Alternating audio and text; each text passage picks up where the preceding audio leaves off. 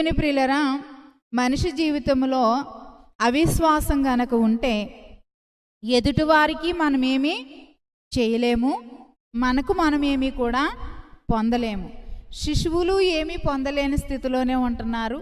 అలాగే కొన్ని విషయాల్లో ఎవరికి ఏది కార్యం చేయలేని స్థితిలో ఉంటున్నారు.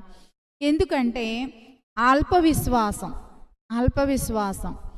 గత వారాల్లో మీకు చెప్పాను, పేతురు గారిలోకి మొదటిగా ఏమొచ్చింది?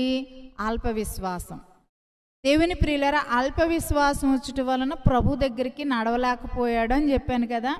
కానీ అదే పేతురు పరిశుద్ధాత్మను పొందుకుని క్రీస్తు అనే బండ మీద బలమైన సంఘాలు కట్టారు. దేవుని ప్రియులరా, ఇప్పుడు ఆవగింజంత విశ్వాసం ఉంటే గనక కొండలాంటి శ్రమైనా కూడా వెళ్ళి సముద్రంలో పడమంటే పడిపోద్ది అంటున్నారు ఇక్కడ.